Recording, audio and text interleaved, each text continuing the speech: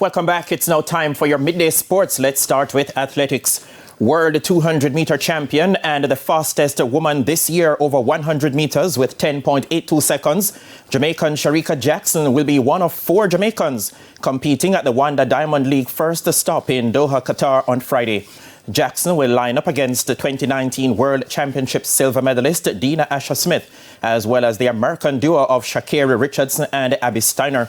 Olympic bronze medalist Megan Tapper is down for the 100-meter hurdles and will face Olympic champion Jasmine Camacho Quinn from Puerto Rico, as well as 2019 world champion Nia Ali from the United States.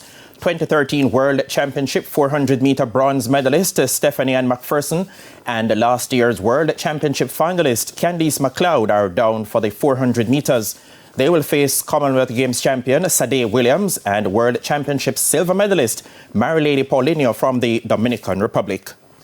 Coach of quadruple chasing St. Elizabeth Technical High School, Clive Legister, says he was always confident in his team going to pull off a victory in their Super 8 clash against Excelsior in the ISA TVJ T20 National Competition on Wednesday at Shedwin Park. Stets defended a meager total as they restricted Excelsior to 70 for 8. The Spalding Cup champions were dismissed for just 78, with captain Malik Williams top scoring with 18 and O'Dane Binns making 14.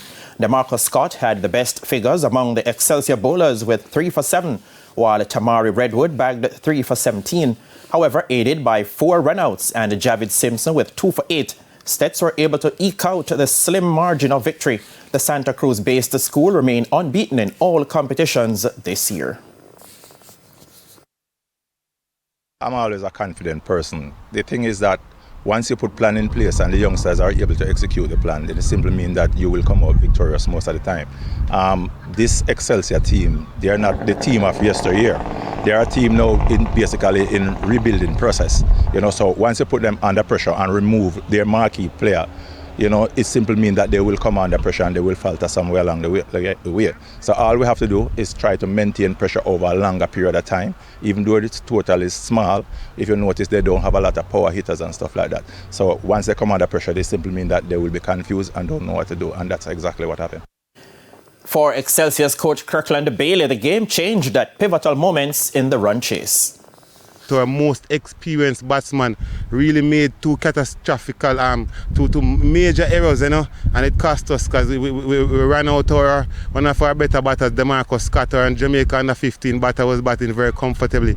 And then Clark about an over, and after that chose to play a reverse sweep, basically a nothing shot, and was adjudged the LBW, and then it led to a domino effect. We lost quite a few wickets in a cluster there, and we never recovered in the end. Manchester United can move to within 6 points of qualification for the UEFA Champions League next season when they visit the Amex Stadium for a clash with Brighton Hove Albion in the lone English Premier League match today. Now United are in 4th position on 63 points from 32 games, 4 ahead of Liverpool, who have played 34, and should they win, the Red Devils will leapfrog 3rd-placed Newcastle United, who are on 65 points from 33 games. Brighton, who are chasing a European place, are currently 8th on 52 points from 31 games and are 2 points off 6th-placed Tottenham Hotspur, who they have played 3 more games, or Tottenham have played 3 more games. United and Brighton have met twice this season, already with the Seagulls beating the Red Devils on the opening weekend, before United had a sudden death penalty shootout win to book a place in the final of the FA Cup. And finally, Jaylen Brown had a game-high 25 points as the Boston Celtics beat the Philadelphia 76ers 121-87 to level their NBA Eastern Conference semifinal playoff series at 1-1.